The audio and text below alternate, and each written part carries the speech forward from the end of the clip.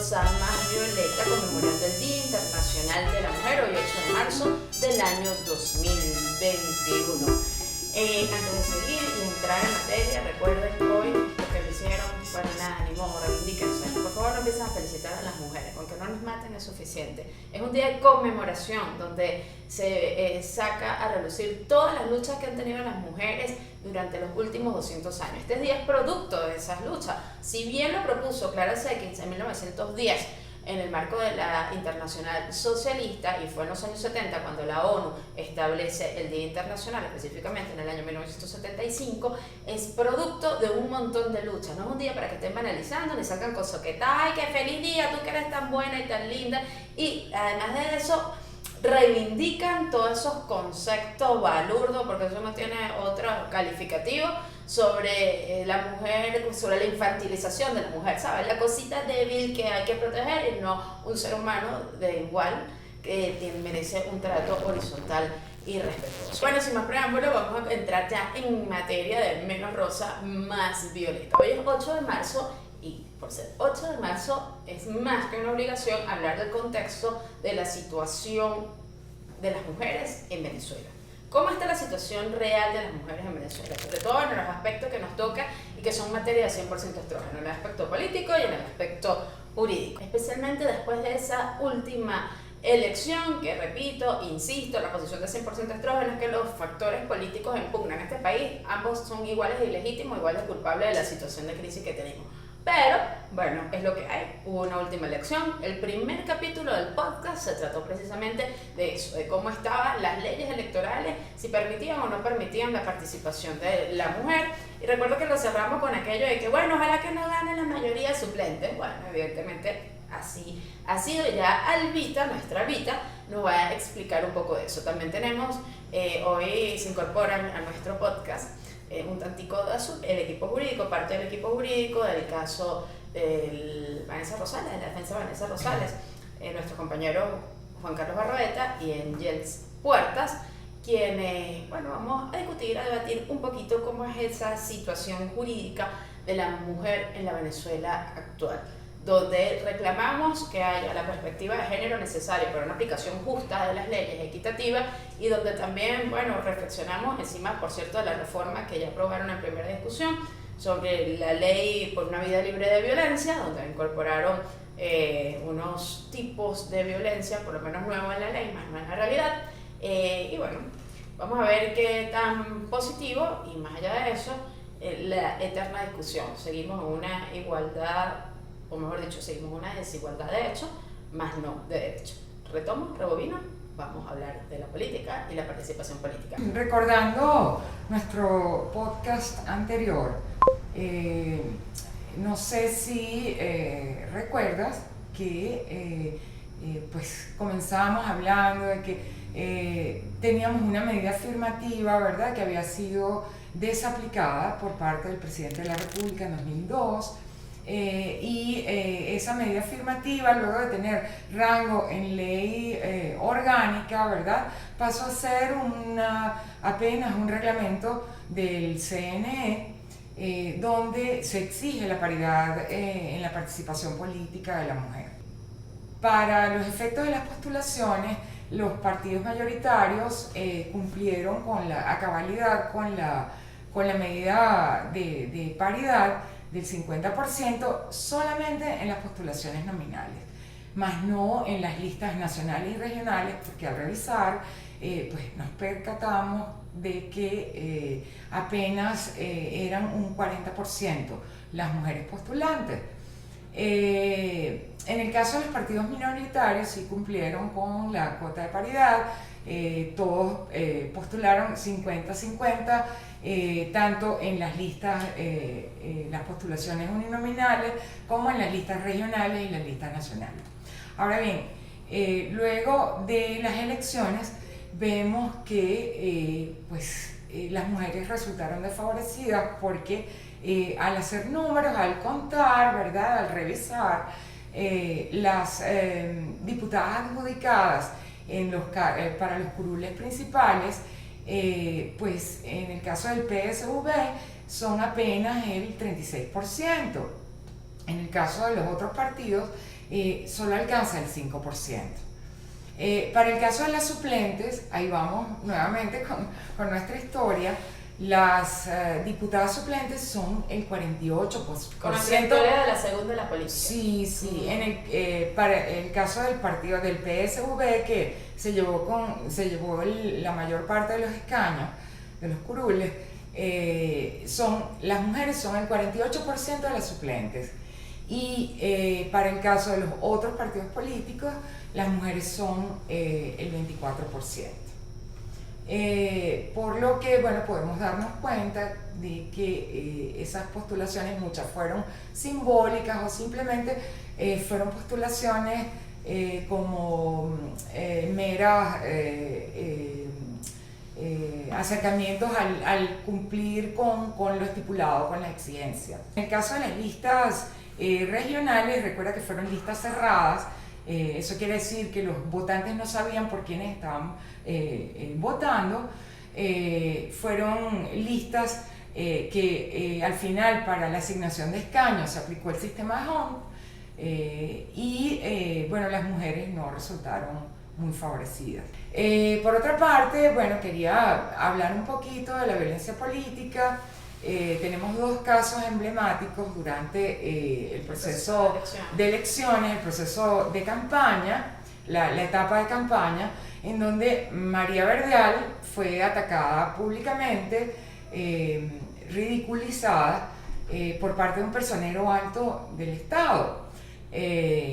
También está otro caso, el de Isabel Granados, una militante del Partido Comunista de Venezuela, que fue amenazada de muerte, fue puesta en prisión en 2 ocasiones, y bueno, son casos que realmente llaman a la reflexión. Tenemos que pensar seriamente en todos los obstáculos que tienen que sortear las mujeres, las lideresas políticas de nuestro país.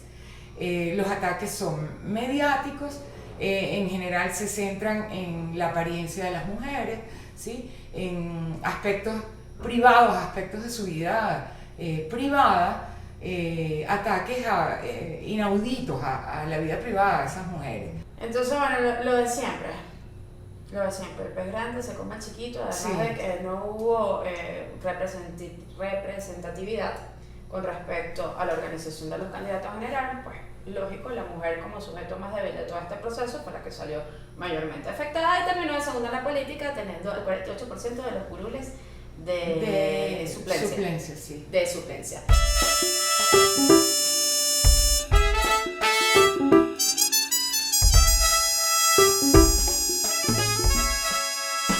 A ver, en lo jurídico.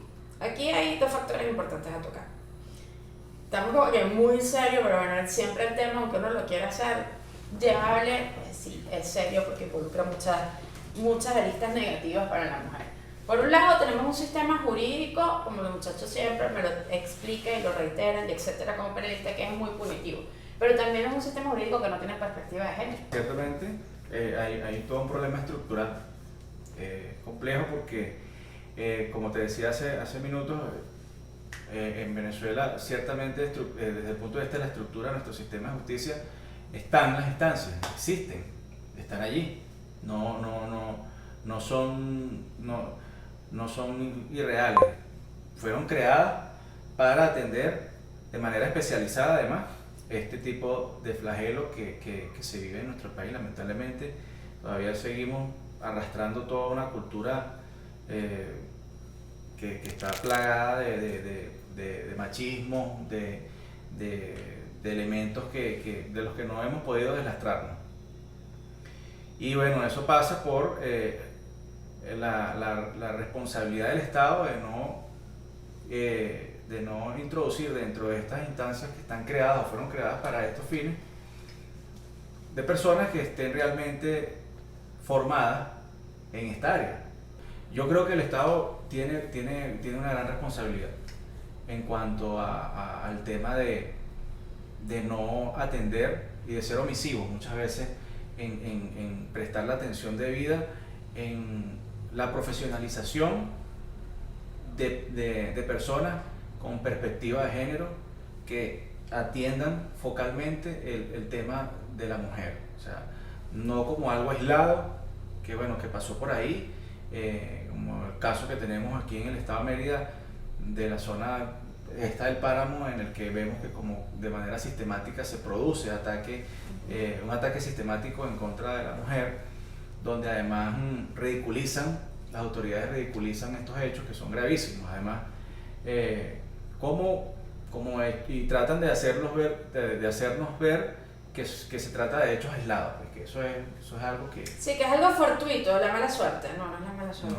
No, pero hemos visto ya que hay una conducta sistemática en este sector, en este y otros sectores del estado de Mérida, pero especialmente en ese.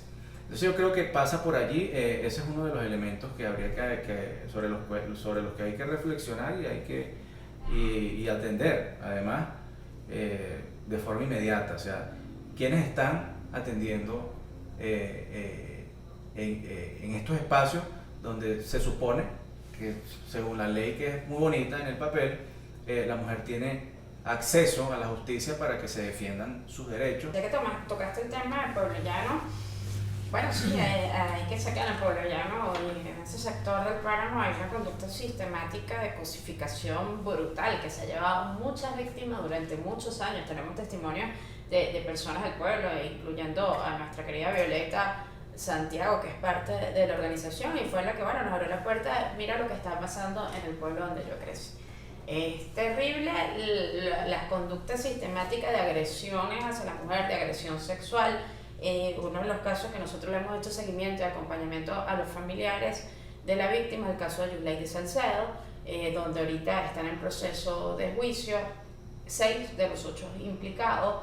Un caso dantesco, simularon un suicidio, tenía signos de abuso sexual y bueno, fue un femicidio o un feminicidio. Y nada, se ha empujado, se ha hecho presión para que se sigan los pasos correspondientes y bueno, se ha ido logrando. Pero qué dantesco encontrarnos recientemente con otro caso que está llevando nuestra organización, y no voy a decir nombre porque las víctimas merecen respeto. Además, una de las víctimas es menor de edad y su madre merece respeto, que sé que no tendría ningún problema. Donde, bueno, la chica fue víctima de violación, víctima de abuso sexual, y uno de los implicados es familiares también de los mismos implicados en el femicidio de Yuleidi. Entonces te das cuenta que qué pasó ahí. Vamos a hablar un poquito de las nuevas causales, de los nuevos tipos de violencia que está incorporando esta reforma que ha sido aprobada en primera discusión. Se incorporó la violencia informática, la política y la multicausal. La mediática se amplía. Ya estaba en la ley, en la reforma del 2014. Fíjate qué curioso algo. Tú haces mención a cómo atacaron a estas mujeres que en ese momento eran candidatas, no sé si eran diputadas, eran candidatas nada más. Y bueno, ahí vemos, ahí la ley, no sé Angel, si la tienes a la mano, dice muy claro que bueno, una mujer que sufre cualquier tipo de vejación ejerciendo la política, bueno, o sea, tiene una sanción. ¿Qué pasa cuando los políticos, todos, porque de ambos lados? Es más, les recomiendo el capítulo 8 de la segunda en la política. Ahí lo planteamos muy brevemente en 2 minutos, cómo las mujeres son atacadas que están en el escarnio público, y principalmente las mujeres políticas.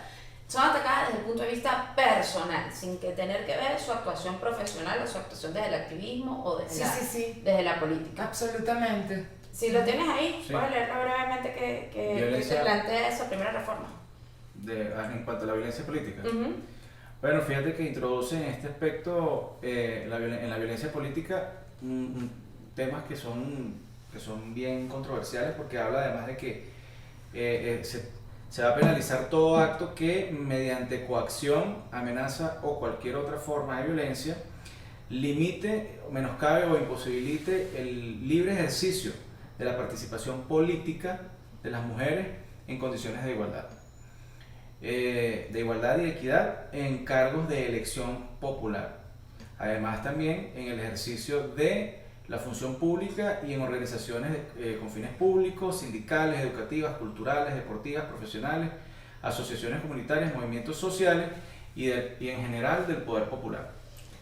O sea, quiere decir, claro que estás menoscabando. Si tú eres una figura pública o estás incursionando en el mundo de la política, llámese partidario, llámese del activismo, llámese desde las comunidades, y usted es susceptible de insultos por parte de otros actores políticos con más fuerza, además que te muestran la fuerza patriarcal desde las estructuras del Estado, oye, ¿qué estamos haciendo? Sí, y con lo vemos la de personeros del chavismo y lo vemos de personeros de la oposición. Sí, y con la actitud de guapetón de barrio, Ah, ¿no? claro. O sea, el que habla con una patota detrás, ¿no? Atacando a la mujer, atacando su apariencia, atacando cualquier cosa que tenga que ver con su vida privada. O sea, es realmente cruel, ¿no? Y me parece un avance importante el que esto se contemple, pues ya directamente, la violencia política, ¿sí? Ahora, está bien que se contempla, yo lo que quiero ver es cómo lo vamos a aplicar. Sí, me encanta que la presión internacional en este caso haya catalizado esa reforma, esa revisión y que todo se decante en esto tan positivo, ¿no? En el que la ley lo contemple. Bueno, eso es muy importante. Hablando de presión internacional, este podcast, pues en el marco del 8 de marzo, por razones lógicas, jurídicas, pues no íbamos a tocar. Habrá también otro capítulo dedicado netamente al caso de Valencia, la despenalización. Es un debate pendiente, es un derecho súper pendiente en este país, que el Estado venezolano está en mora con los derechos sexuales y reproductivos. Pero yo quiero preguntarle, más allá de lo jurídico, a los muchachos, porque sé que no es fácil desde muchos puntos de vista, no es fácil tampoco desconstruirnos culturalmente. ¿Qué ha significado para ustedes asumir, junto con una organización feminista, el caso de Vanessa Rosal? Cuando sabemos que el aborto ni siquiera estaba en el tema, en el espacio público, y hay tantos tabús al respecto.